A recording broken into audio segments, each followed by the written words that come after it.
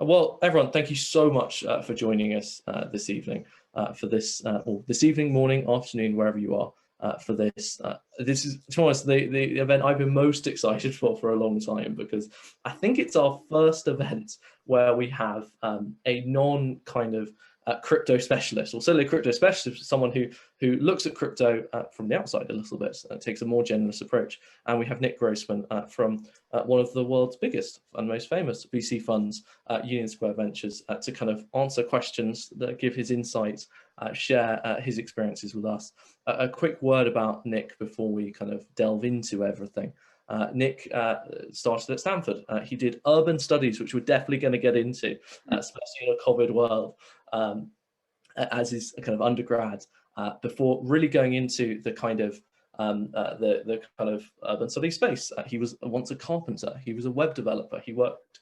He ran the OpenPlans lab, which was an incubator for startups with Thesis. He spent time with Project for Public Spaces, helping design or kind of design based public spaces such as Times Square and Washington Square Park.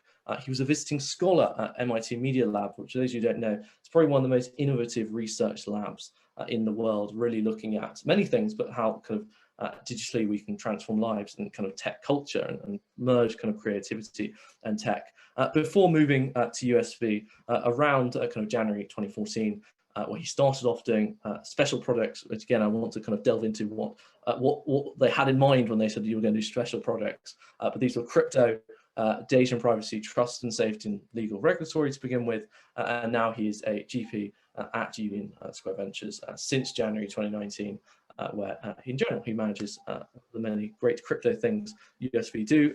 For those who don't know, USV are a generalist VC. They invest in all parts of tech, and many companies you'll have heard of, from the Twitters, the Stack Overflows, the Zingers, the Etsy's.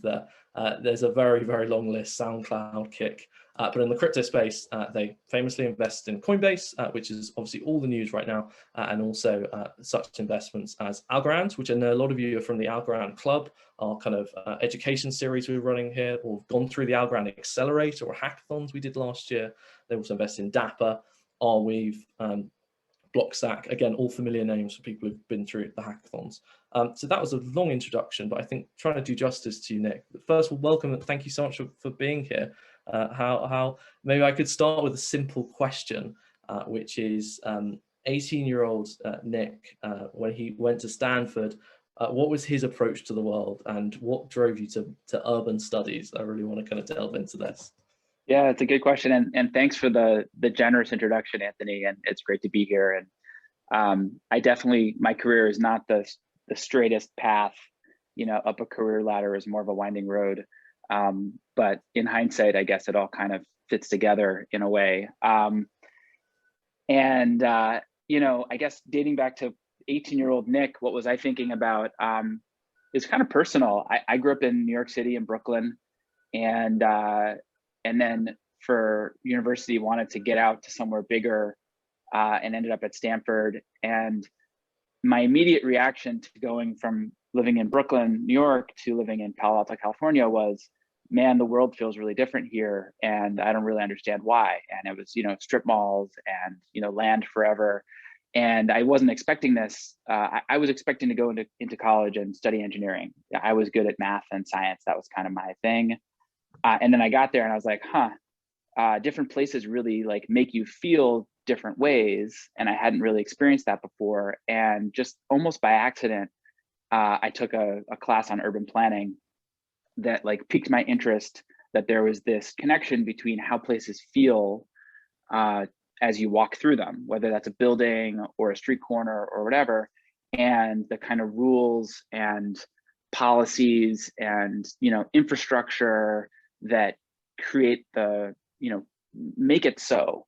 And so that was kind of the beginning of that like line of thought, which was like, I think I've always come at things from a experience first point of view, whether that's a city or like an app or, you know, a phone, and then kind of dug down like lower and lower and lower. So that got me interested in cities and how they become the way they become, which got me into policy and got me into community issues and governance and how do public spaces, you know, become that way, what makes them change. But at the end of the day, I was always, and still am, a technologist and a person who loves like products and experience. And so my whole career was sort of this dual track of like being interested in places and what makes them feel the way they do, and like products and things and what makes them feel the way they do. And as my career over time focused more on the product and technology side, I was drawn from the experience layer down into the infrastructure layer. So, you know, how is the internet built? What do open standards mean? How does open source and, you know, contribute to the infrastructure of the internet? What does it mean to have a closed ecosystem versus an open ecosystem? What's the role of patents?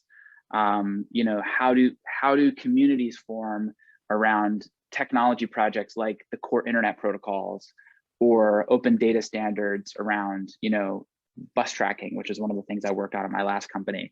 And so I've always kind of been fascinated with the like infrastructure piece as it relates to the experience piece.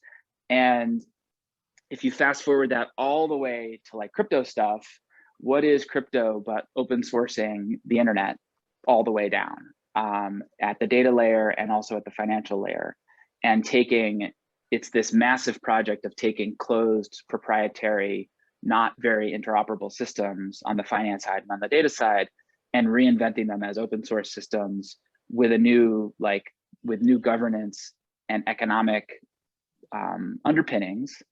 It's just incredible and so fascinating. And so, you know, like my partner Brad, who is one of the founders of Union Square Ventures, always like to describe my role as sort of urban planner for the internet. And I think I've been fascinated by that, like this massive transition in infrastructure and governance. And to me, that's kind of what drew me into crypto, and, you know, what got me here, and how, in a way, how it all ties together. Awesome. There was so many bits to unpack. I'm going to go back to a little bit of admin, which I completely forgot to mention, which is for questions, guys. We're going to do about 15 minutes from questions from me, and then handing over to you guys to ask whatever you want. I know a few are coming in already. Raise your hand if you want to ask a question live, or put them into kind of chat, and we'll happily kind of let you ask those. Right, unpacking some of that. I was a big fan of your blog, but I went back to the first article, which was in October 2013, and it's talked about exploding business models and how free software, particularly iOS and kind of iWork at that time, were allowing kind of massive expansion of ecosystems and growing revenues without actually having to charge for anything. This was free. And crypto, we kind of see this kind of very much. I'm kind of interested in what, in the case of these companies, there was something to sell. It was hardware. It was, you had a user base. Whereas crypto, it's often kind of asked, like, what are we actually selling here? What is the value? What is the how does this all kind of make money? How does this all turn into something that isn't just purely based on speculation? What is that for crypto? I mean, I think what's interesting to me about crypto, for sure, is that it can reinvent the business model of providing internet services. And then I guess the question is, maybe what you're asking is, what's the relationship between speculation and like actual business models? Yeah. I think the simplest way to think about it is that it's both, and that there's this transition from a speculative business model to a fee-based business model, like in the most simple terms. And I think one of the, and I've got a blog post that I'm about to publish on this topic, one of the fascinating characteristics of crypto networks on blockchain systems is that if you can build because of speculation, you can build the supply side before the demand side exists. Every other network that we've ever built before, the telephone network, the power network, Uber, you know, you name it, Etsy, you have to build supply and demand together because the whole thing doesn't work unless they're in balance. And because crypto assets are seen as valuable, you know, and tradable and unique and have integrity in the beginning of a system, and those assets start to trade before there's real utility, you get this long early period of just a speculative business model. And that's early Bitcoin, early Ethereum, early Filecoin, I mean, kind of everything. And if there are enough believers in a project to sustain a market on the future, that can be enough to continue to bootstrap the supply side. So miners, liquidity providers, name your supply side in your system, you can incentivize them in the early days just on the speculative business model. And then at some point, it flips over into more of a fee-based business model. So that's, it's the move from the block reward in Bitcoin to more mining fees. Same thing with Ethereum. I'm an investor in a project called Helium, which is a crypto-powered wireless network. And that protocol is the same way, where at the beginning, the miners get paid for proof of coverage, just be there. And then over time, as the network matures, they get paid for processing data. So just like as a real rough rule of thumb, I think of speculative at the beginning and fees later. And then the specifics of the fees, I think, really can vary a ton by network. And then in addition to fees, there's all this sort of economic thinking about ways to, create sinks and, other places where there's natural demand for a token inside of an economy that's not just about fees, but it's about, staking or posting things and so on. But I think it's fascinating, and I think the most interesting thing is the way speculation plays a role, especially at the beginning. Okay, very nice. Thank you very much. That again, you've now answered about 3 of my questions in one. So I'm going to move on to kind of another aspect, which is you spoke about in August 2018, again delving into the depths about the layering of the internet stack, and you kind of posed the question of how different blockchains will stack and layer together.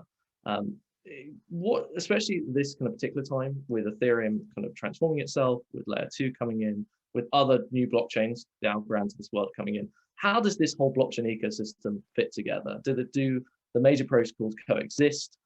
Is there a winner takes all here? How do you see this thing kind of unfolding? Yeah, I mean, this is sort of the $1 trillion question, and it's one of the questions we've been asking ourselves, constantly since 2012, when we first started thinking about this.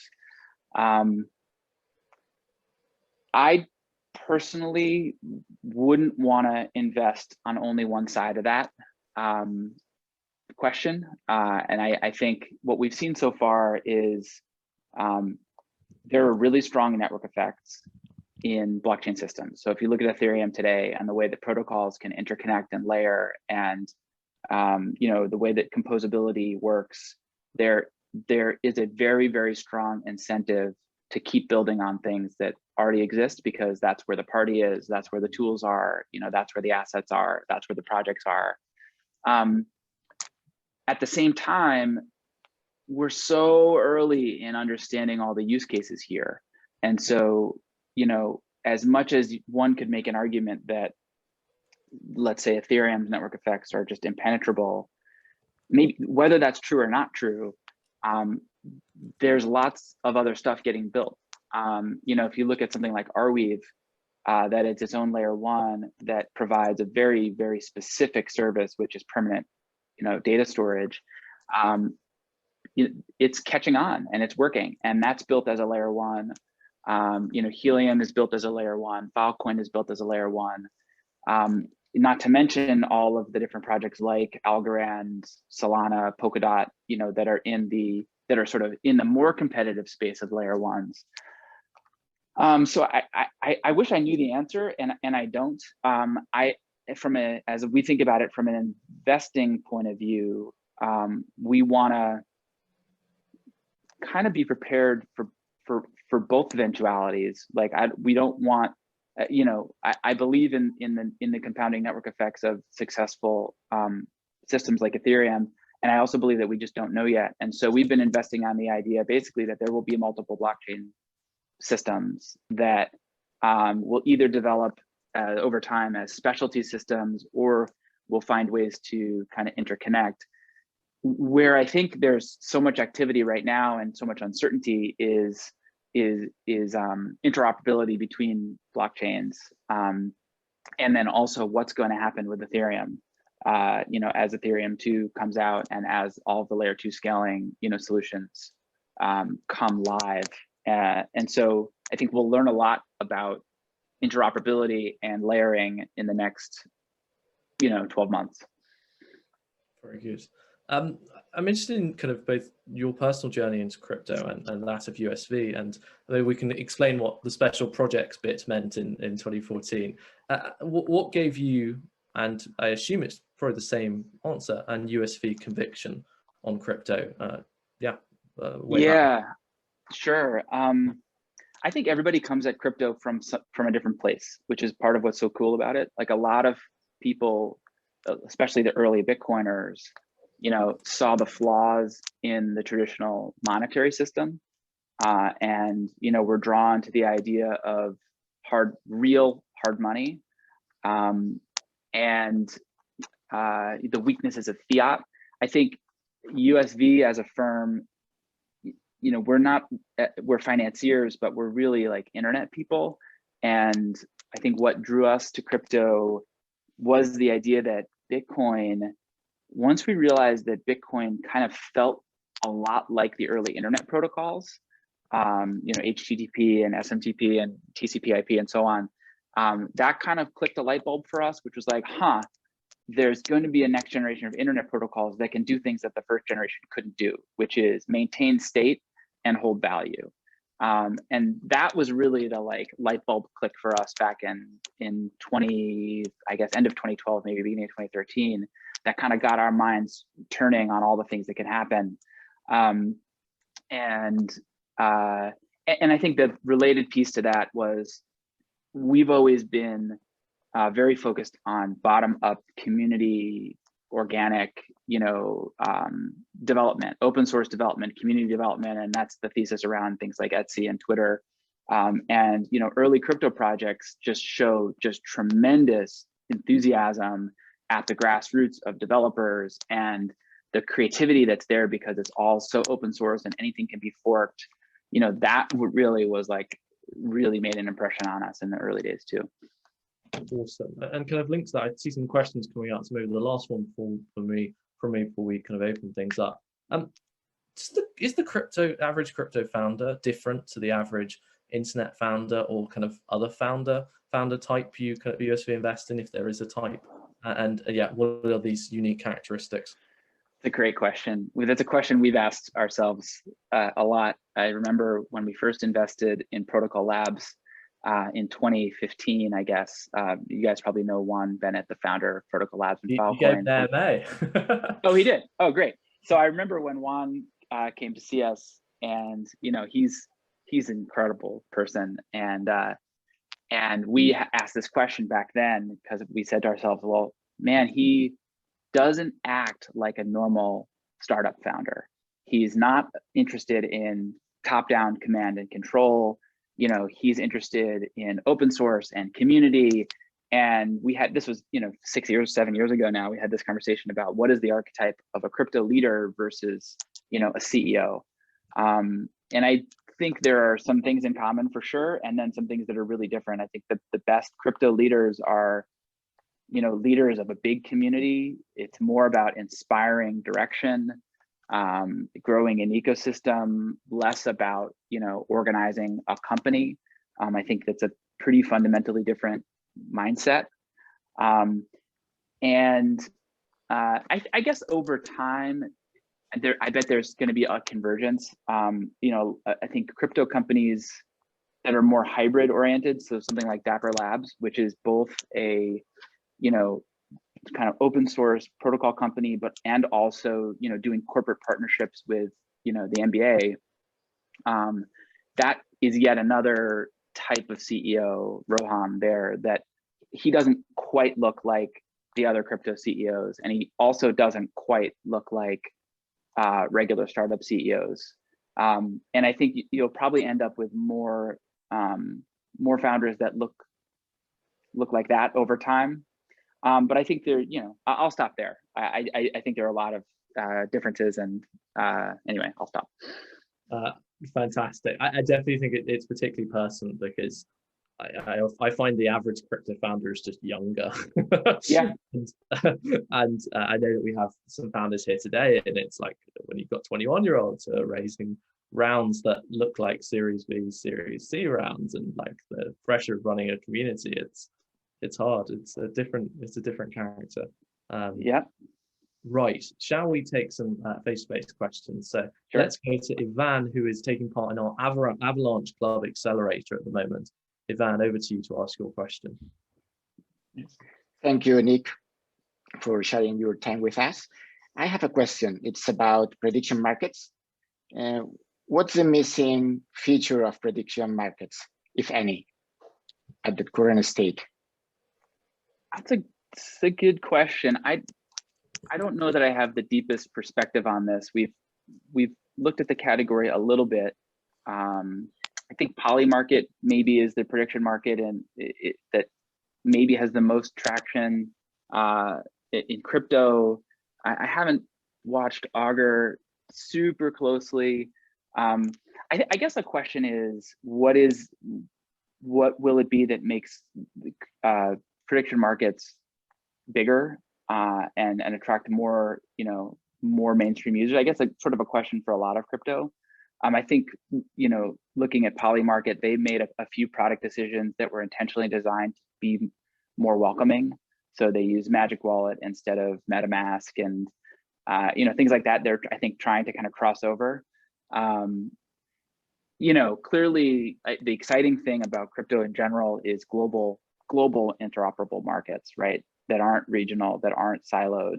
And it would seem to me that you could, just like with every other crypto protocol, have the biggest version of anything on crypto because it's global and interoperable, and that should happen with prediction markets too.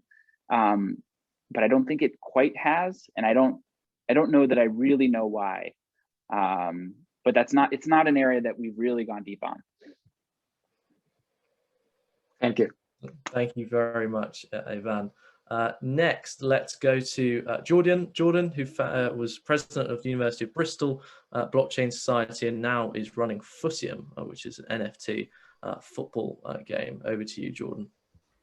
Hi, Nick. Hi. Great to have you here today. So yeah, as Anthony said, I'm currently developing a game called Footium, and we're currently looking at what platforms to deploy on. So we've had some ideas regards to like Ethereum, but like there's the issue of like high gas fees, and we've also played a bit around with Algorand.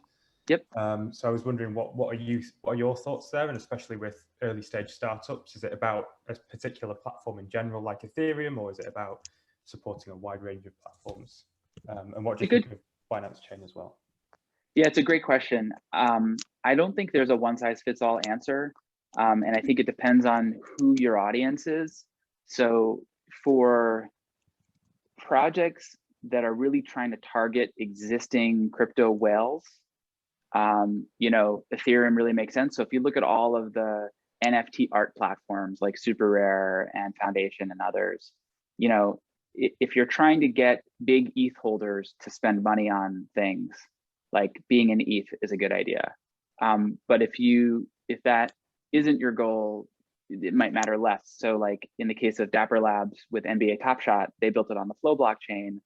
And I would say that most of the people who came into crypto through Top Shot weren't existing crypto people, and my guess is that most of them don't even know what blockchain NBA Top Shot assets are minted on.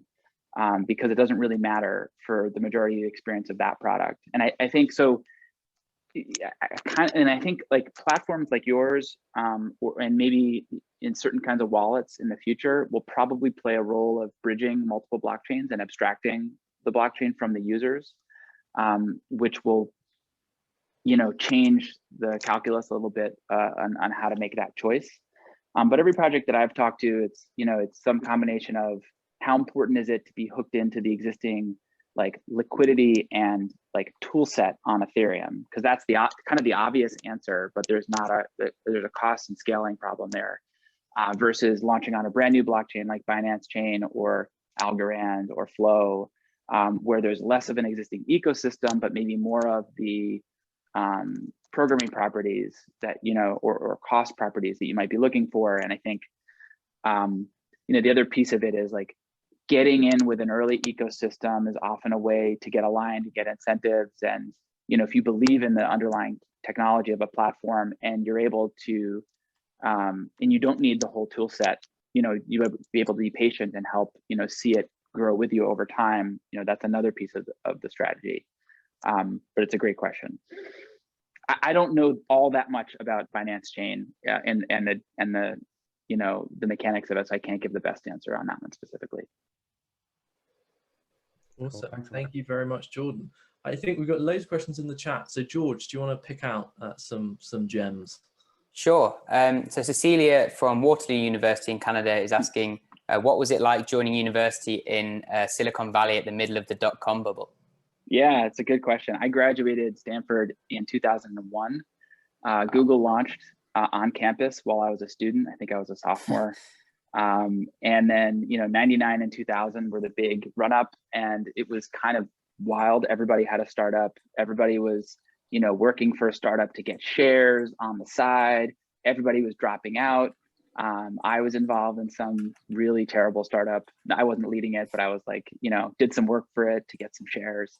And the whole thing seemed totally wild, and it totally seemed like a top of the market. And I remember in 2000, or maybe I think it was going to my senior year of college, I was, debating like what class to take. And I wasn't studying computer science at the time. And I was thought about taking, CS 105A, which is the introduction to web development. And I was like, this web thing, it kind of popped, it's kind of already happened. So I'll skip that.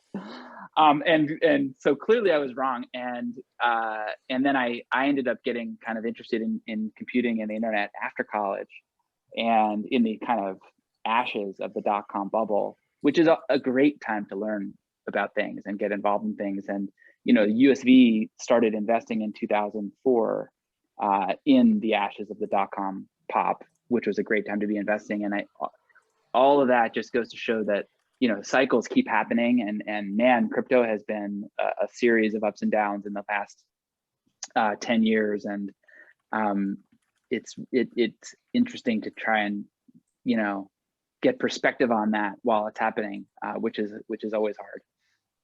But anyway, thanks for the question. Awesome. And then Hedy has asked, what did Union Square Ventures like about Coinbase at the beginning in 2013 when you invested? Because I imagine there were a number of crypto exchanges trying to start up then. So what was it that really stood out? Yeah, my memory is a little blurry. So I started working at USV in the beginning of 2012, just part-time. But during the time when we got into Bitcoin, and we did a bunch of work on Bitcoin. We met a bunch of the core developers, early investors like Barry Silbert from the Digital Currency Group, who was really pushing it at the time, and some teams who were building infrastructure. And it was maybe less dramatic than you might think. Our thinking at the time was, this is interesting. We should find a way to invest in it, and we should look for a backable team. Because a lot of the folks working in crypto, just in general, and in Bitcoin in the early days, are not what you'd think of as being, traditionally like venture backable CEOs. A lot of, sort of pirates and whatnot, and I mean that in a good way, in an endearing way. But we were looking for a venture backable team, and when we met Brian and Fred, they were it, and they were making progress, and they're great. They were, and they are, and glad we made that decision. Awesome. And Rachel asks, do you ever wish that you became? Oh, sorry. Yeah. Do you ever wish that you became a tech founder? So I wasn't really a founder. I was an operator for 7 years. I was one of 3 directors of a 50-person tech startup, and so I got some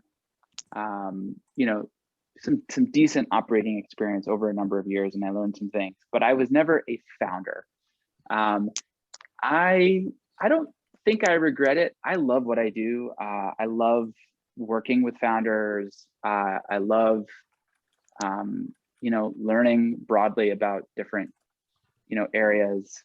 I love investing. So I'm very happy doing what I'm doing now. At the same, and I also don't think I did have an idea once Back in 2008, and at the end of 2008, some friends of mine and I had an idea to start a company that helped you rent out your apartment to people you trusted when you weren't in it. And we built a prototype. It was called HomeFry, and we couldn't get enough momentum as a group to get it off the ground. And I believed in it, but I was not effective in convincing my my collaborators that it was a big idea. Turns out it was. Just a slightly good idea. Awesome. I'll hand back to Anthony now for some more audience questions that have raised their hand. Thank you very much. You needed to sell cereal boxes. That was the key. So we have a Obama O's in the USV office, because the other terrible story about Airbnb is not just that I could have started something like it and didn't, or tried to and failed, was that they came into USV at Series A time, coming out of Y Combinator. I don't even remember if it was A or seed. It was before I got there, and at the time the partners didn't see the big opportunity. They didn't see the next Hilton, but crowdsourced. They saw a kind of funny behavior of people sleeping on each other's couches that didn't seem like a big deal. The lore, USV lore goes that one of the analysts at the time, a guy named Andrew Parker, was advocating to do it, and the older partners just couldn't get there. And so we passed. And but they did give us a box of Obama O's, which the story goes that they went in the depths of despair of the company. They were about to be run out of money right around the time of the Obama election. They created Obama O's cereal boxes and sold them, and made like $30,000 or $40,000 to like save the company from crashing. And they gave one to us, and we keep it in our conference room at USB to remind ourselves that oftentimes the biggest ideas can look silly in the early days. And to not get caught thinking that way. Absolutely brilliant. Sensational. I've put the article in for anyone who wants to read. In general, the Paul Graham stuff is also amazing for anyone who wants to read amazing startup literature. Let's take some more face-to-face questions. Let's go to Daniel from Omaha Blockchain Initiative. Hey, Nick. So Hi, prior to this call, I was reading up on some of your blog posts, and one that really stood out to me was your most recent one, the Bitcoin as a battery article. And I kind of agree that in general perception on mainstream media, I usually see people kind of putting down blockchain and crypto technologies because of the large amounts of energy that it takes up. But one comment that you made that's really stood out to me was you saying that crypto mining is going to, that you think the perception is going to change to crypto mining to be a driving force as the switch from fossil fuels to renewable energy. So I was just wondering if you could elaborate on that a little bit more, because this is kind of a take that I've never seen before. Yeah, it's a controversial take, and I put it out there knowing that, and I'll put the link in the chat. Clearly Bitcoin is not a battery in the traditional sense. And a lot of energy people on Twitter took issue with me for using that language. But what it, and by the way, I don't know that the narrative will change. I think the narrative is very powerful, and there's a lot of truth behind it. And so that may or may not happen. I think the thing that interests me, and it gets back to what we were talking about earlier about crypto economics allowing for the supply side of a network to grow before the demand side, and the ability to create a financial incentive for the development of a new type of infrastructure networks. I think that this has the potential to apply to renewable energy like solar and wind, because you can basically attach Bitcoin mining to a renewable energy source that may or may not have a market yet. Right. So, anybody, the thing that got me thinking about is I met a bunch of mining companies that were working with solar and wind and hydro power producers to be there to monetize the energy coming off of those sources in times when they couldn't monetize it otherwise. That's really exciting to me, that, that could happen, and that it could even potentially help bootstrap the development of new renewables. And so if you could basically say to everybody, any energy developer that's thinking about building wind or solar or anything else, in addition to making money the way you've always made money, you can from day one have a customer attached to your, to your production to do offtake, and that customer is buying 24/7, 365, wind or rain or snow. That's very different, and I think very interesting. And so I think, what I was trying to get across there, and I don't know if I succeeded, was the idea that there's this, powerful bootstrapping process that happens within crypto networks that we could, leverage that to, help in an area where it's generally thought of Bitcoin in particular and Ethereum and crypto as hurting.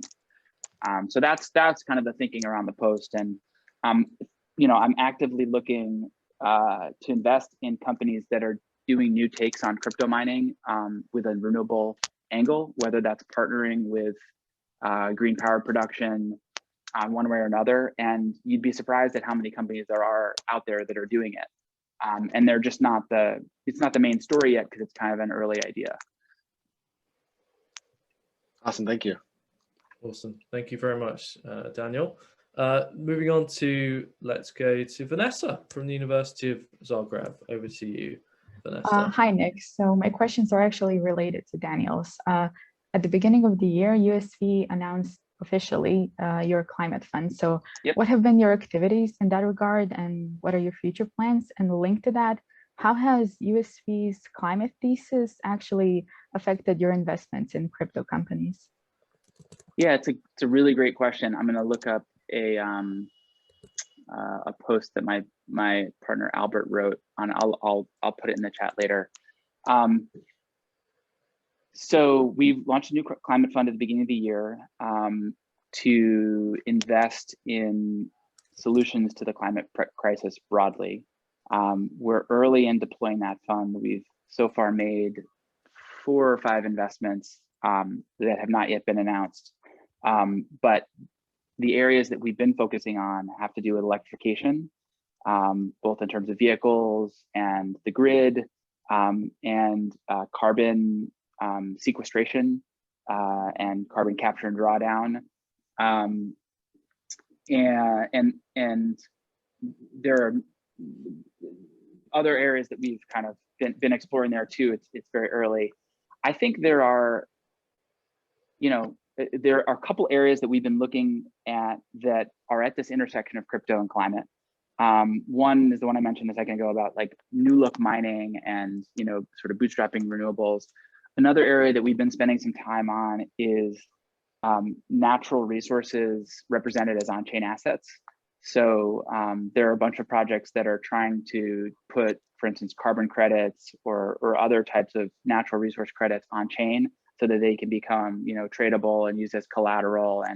And it feels, if you believe that crypto is sort of new infrastructure for asset markets and financial markets that's global and interoperable, there's a whole category of climate-oriented assets that should be there. And so I think that's important and interesting. We haven't made any investments along that thesis yet, but we've been, looking at projects. And we've, on the crypto side, I think clearly climate is a important and controversial topic within crypto, and it's a really difficult one to talk about or to have good conversations about. I mean, there's on the one hand, you've got a lot of new approaches to doing crypto, like proof of stake, that use less energy.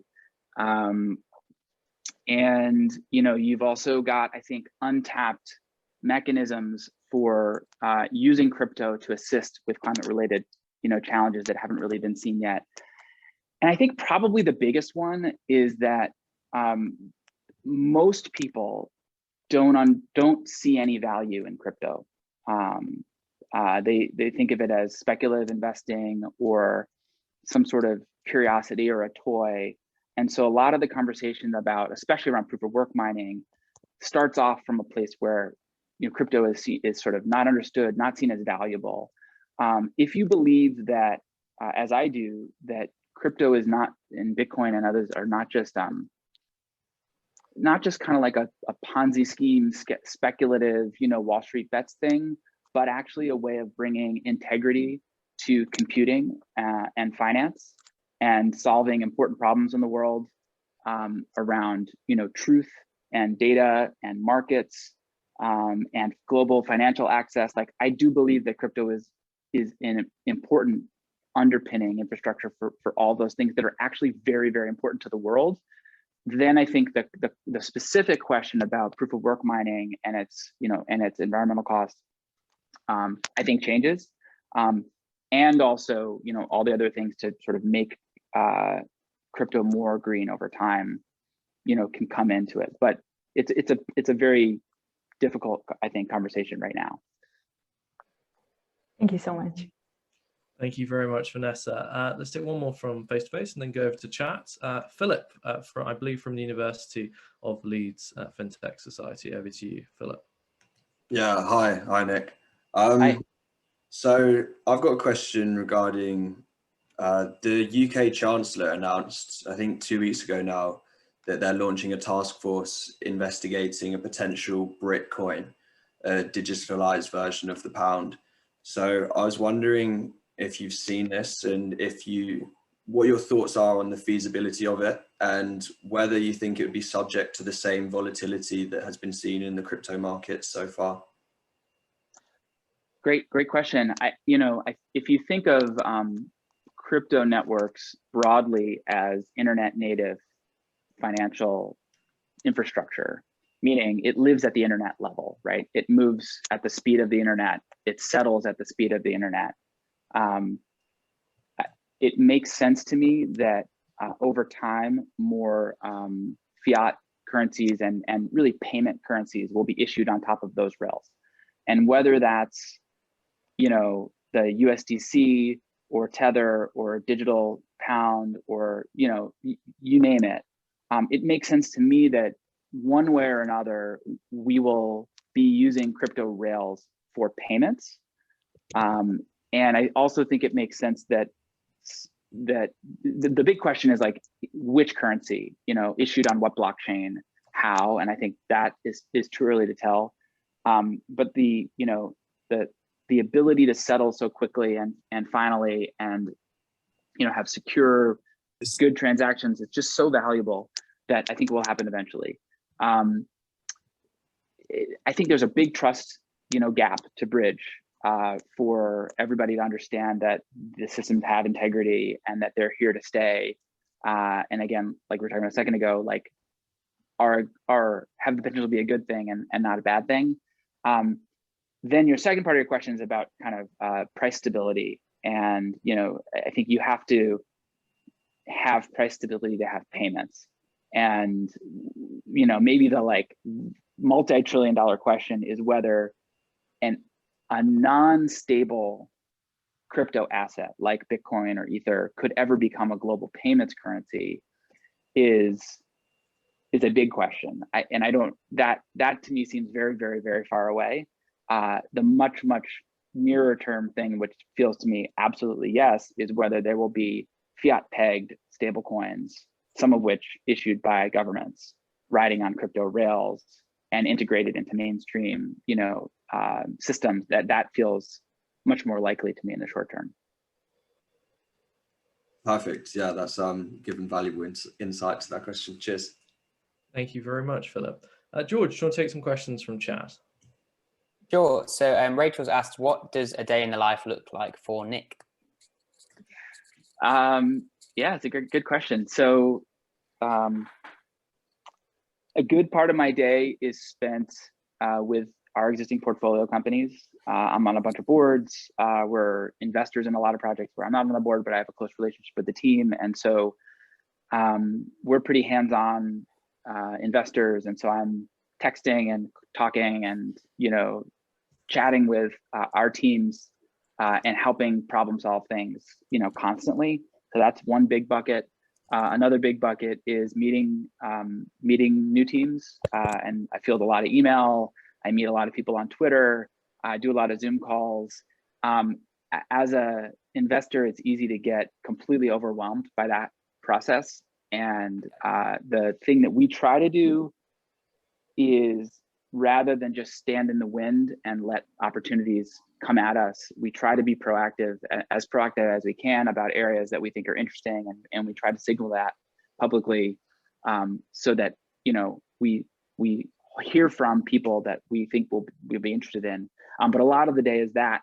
And then, you know, the other leg of that, there's a fair bit of administrative, legal, tax stuff that we deal with, especially as, you know, we're investing on behalf of institutions like pension funds and university endowments, some in the US, some international, some nonprofit, some for-profit.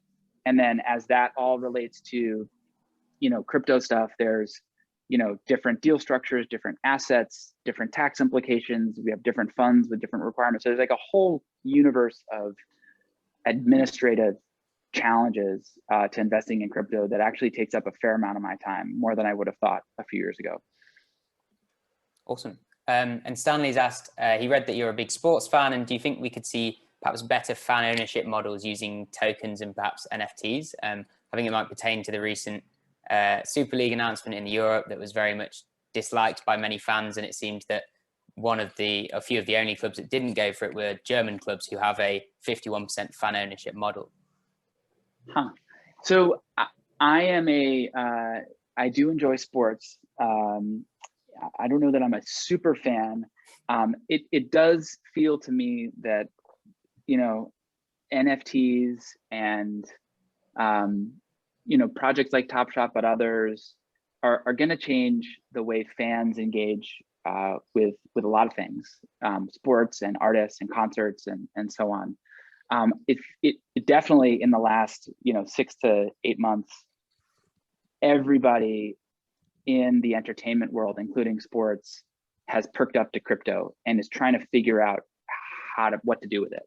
And so there's a lot of those conversations going on right now. There's a project that launched here in the US called the Fan Controlled Football League. I don't know if anybody's been following that, but that's American football, where it's like you play it like a video game, but there's real people, you know, in a stadium playing. And they didn't launch with a token, but there had been an idea for a token early on in that project several years ago. So, you know, who knows? I haven't followed the example that you mentioned, the Super League. And, you know, if you believe that crypto can like really change business models,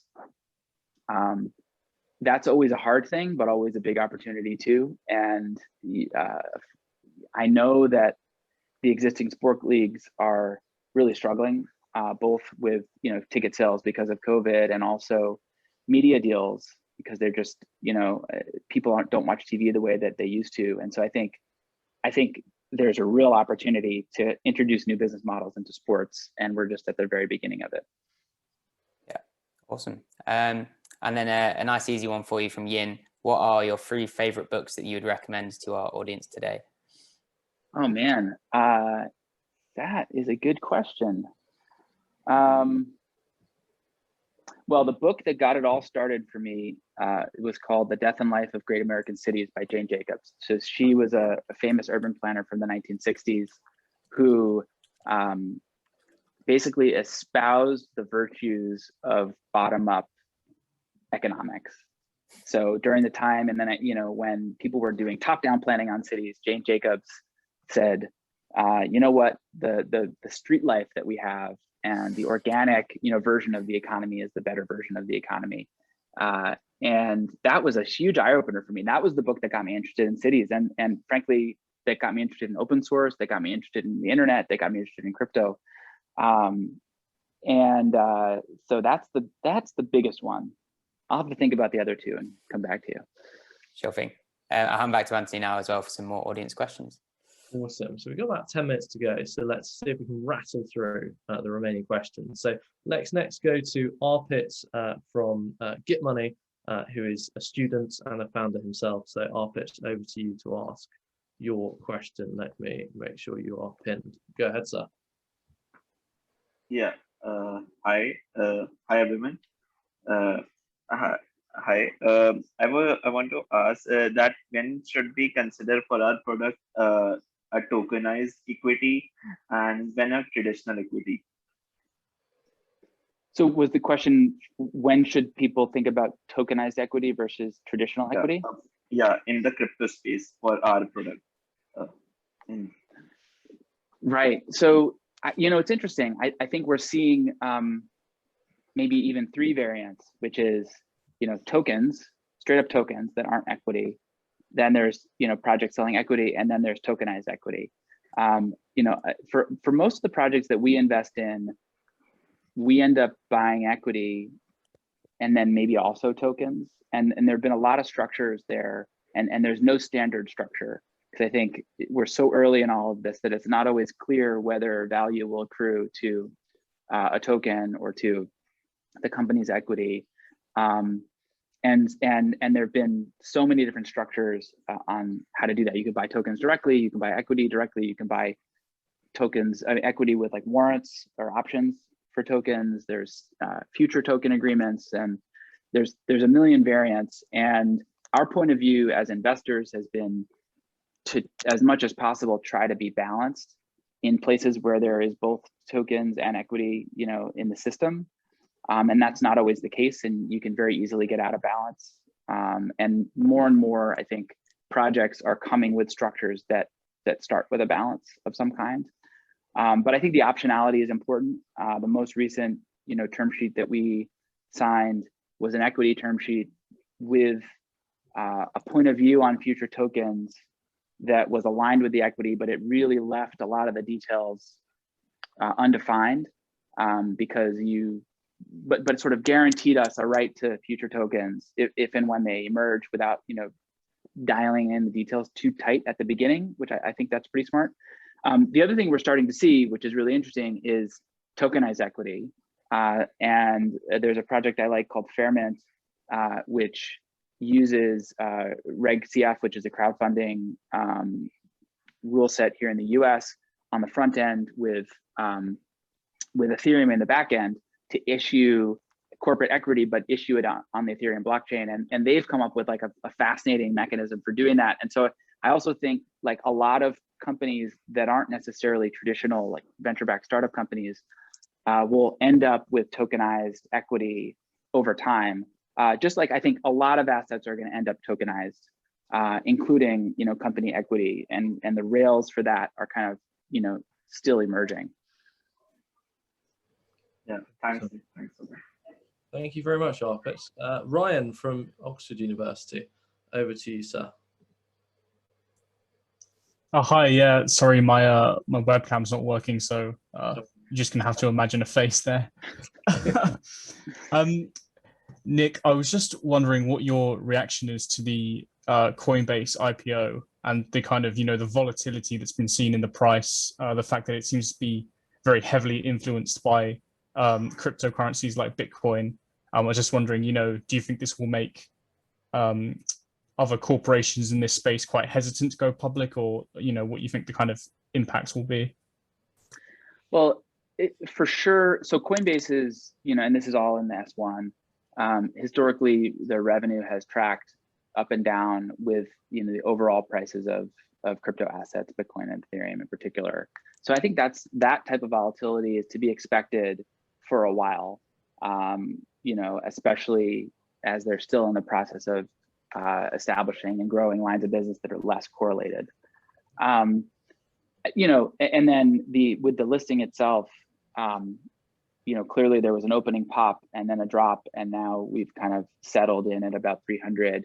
I think the enterprise value at 300 is somewhere in the 60 or 70 billion range, which is, a big multiple from, where it was in the private markets even 6 months ago. And so there was a lot of hype and attention around the listing, and a lot of the press was focused on the $400 price and the $100 billion valuation, which there's not currently support for in the market. But I think we'll see, and this is just the early days of the stock, and it seems to have found stability. And I personally have a hard time seeing this as anything but a success for crypto companies. listing, because it's just, no matter how you look at it, it's a strong valuation, and I think an amazing company. And again, just the beginning of laying out the carpet for other crypto-enabled companies to list, which I think we're going to see a lot more of in the next 10 years. That's really insightful. Thank you. Thanks, Ryan. Hate to do this, but we actually are coming up to the hour, and I feel like everyone has places to be, and it's good to be kind of timely. So I want to finish with one kind of final question for you, Nick, which is, it's a question we always kind of finish with is what's your rallying cry to the average student today who wants to get involved in crypto, get involved in tech? What should he do? And more importantly, what should his mental approach be really to tackling this brave new crypto world? It's a great question. I mean, I think the coolest thing about crypto is that you can just use it.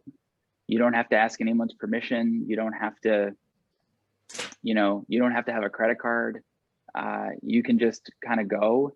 And I think, the best way to learn about anything is to be hands-on, and whether that's, as a holder of tokens and as a participant in DeFi on some level, or really just as a hacker, writing a smart contract, or even as an analyst, going on to like Dune Analytics or another platform like that and writing a chart.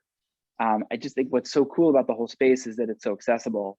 And just like other things on the internet, if you just show up and with your curiosity and with some effort, and think of it as a place to learn by making and by doing, one thing will lead to another, and you'll meet people, and opportunities will open up.